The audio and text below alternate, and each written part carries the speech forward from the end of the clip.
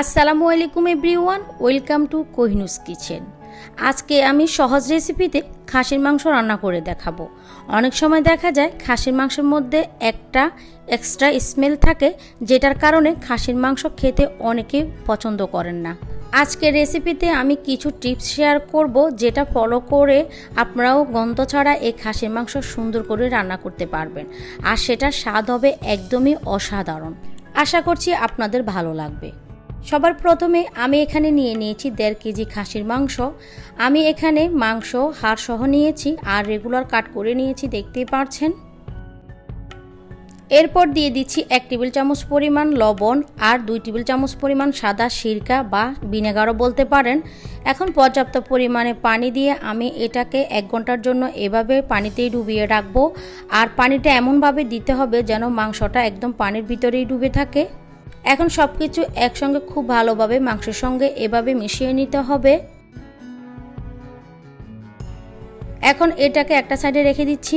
এরপর আমরা একটা স্পেশাল মশলা তৈরি করে নিব। তার জন্য এখানে নিয়ে নিচ্ছি 3 পিস দারচিনি, আর নিয়ে নিচ্ছি জয়ত্রী 1 পিস, 5টার মতো নিয়ে নিচ্ছি সবুজ এলাচ, আর একটা জয়ফল ভেঙে আমি অর্ধেকটা নিয়েছি।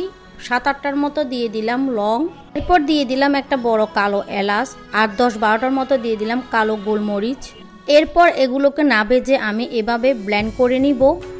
পর চুলা একটা প্যান বসিয়ে দিয়েছি আর দিয়ে দিয়েছি 1 কাপ সরিষার তেল। তেলটা যখন গরম হয়ে যাবে 1.5 কাপের মতো দিয়ে দিলাম পেঁয়াজ কুচি, দিয়ে দিচ্ছি 2টা তেজপাতা। এখন পেঁয়াজটাকে আমি 2 মিনিটের মতো ভেজে নিব। আর আজকের আমি খাসির মাংসটা সরিষার তেল দিয়ে রান্না করছি, আপনারা চাইলে রান্নার রেগুলার তেল দিয়েও রান্না করে নিতে পারবেন।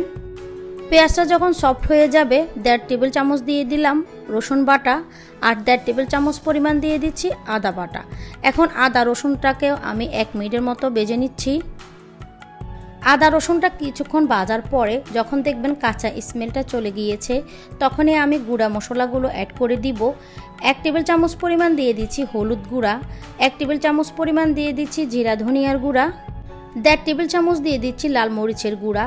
আপনারা আপনাদের ইচ্ছে মতো জালটা অ্যাড করে নেবেন।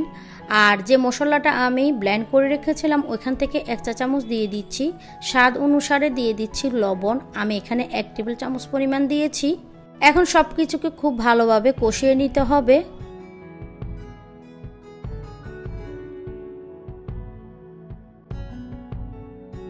এরপর দিয়ে দিচ্ছি 1/2 কাপের মতো পানি মশলাটাকে কষিয়ে নেওয়ার জন্য।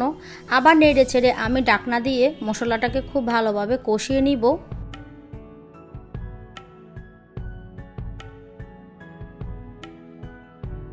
মশলাটাকে আমি 3 থেকে 4 মিনিটের মতো কষিয়ে নিয়েছি, আর দেখতেই পাচ্ছেন মশলার থেকে কিন্তু তেলটা ছেড়ে দিয়েছে। মশলাটা যখন খুব ভালোভাবে কষানো হয়ে যাবে তখন এখানে খাসির মাংসটা দিয়ে দিচ্ছি। আর খাসির মাংসটাকে আমি 3 থেকে 4 বার পরিষ্কার পানি দিয়ে ধুয়ে স্ট্রেনারে পানি জড়িয়ে নিয়েছি। এরপর মশলার সঙ্গে খাসির মাংসটাকে খুব ভালোভাবে মিশিয়ে নিতে হবে। খাসির মাংসের মধ্যে একটা গন্ধ থাকে, অনেকে সেটা সহ্য করতে পারেন না, তাই ভিনেগার লবণ পানিতে যদি 1 ঘন্টা ভিজিয়ে রাখেন তাহলে গন্ধটা কিন্তু অনেকাংশে কমে যায়। এবার ঢাকনা দিয়ে মাংসটাকে আমি 10 মিনিট রান্না করে নিব, একদম চুলার আঁচটা বাড়িয়ে। তো ঢাকনাটা সরিয়ে নিচ্ছি 10 মিনিট পরে। 10 মিনিট রান্না করে নেওয়ার পরে দেখতেই পাচ্ছেন খাসির মাংস থেকে অনেকটাই পানি বেরিয়েছে। এরপর ঢাকনা দিয়ে চুলার আঁচটা মিডিয়ামে করে আমি এটাকে 30 মিনিট রান্না করে নিব। 30 মিনিট পরে ঢাকনাটা তুলে নিচ্ছি, আর দেখতেই পাচ্ছেন মাংসটা কিন্তু খুব ভালোভাবে কষানো হয়ে গিয়েছে। মাংস থেকে তেল ছেড়ে দিয়েছে আর পানিটাও কিন্তু মোটামুটি শুকিয়ে গিয়েছে। এর মধ্যে মাংসটাকে আমি আরও 2 থেকে 3 বার নেড়ে ছেড়ে দিয়েছি। এখন মাংসটা কিন্তু মোটামুটি সিদ্ধ হয়ে গিয়েছে। তারপরেও আমি 1.5 কাপের মতো দিয়ে দিলাম গরম পানি, দিয়ে নেড়ে ছেড়ে নিচ্ছি। এবার নেড়ে ছেড়ে মিশিয়ে নিচ্ছি, আর মাংসটাকে আমি আরও 20 থেকে 25 মিনিট রান্না করে নিব। মাংসটাকে আপনি বারবার নেড়ে ছেড়ে কষিয়ে কষিয়ে রান্না করলে মাংসটা কালারটাও চেঞ্জ হয়ে যাবে, আর খেতেও কিন্তু অসম্ভব টেস্টি হবে। ঠিক 20 মিনিট পরে আমি আবার ঢাকনাটা উল্টিয়ে নিচ্ছি, আর দেখতেই পাচ্ছেন মাংসটা কিন্তু আমার সিদ্ধ হয়ে গিয়েছে, কালারটা কিন্তু অনেক সুন্দর এসেছে। এরপর দিয়ে দিচ্ছি 5-6টার মতো আস্ত কাঁচামরিচ, আর অবশিষ্ট যে গরম মশলাটা ছিল ওইটা দিয়ে দিচ্ছি। আর দিয়ে দিচ্ছি 2 টেবিল চামচ পরিমাণ পেঁয়াজ বেরেস্তা। এখন সব কিছু আবারও খুব ভালোভাবে নেড়ে ছেড়ে মিশিয়ে নিতে হবে। এখন চুলার হিটটাকে একদম লো করে আমি মাংসটাকে 10 মিনিট এভাবে চুলার মধ্যে দমে বসিয়ে রাখবো।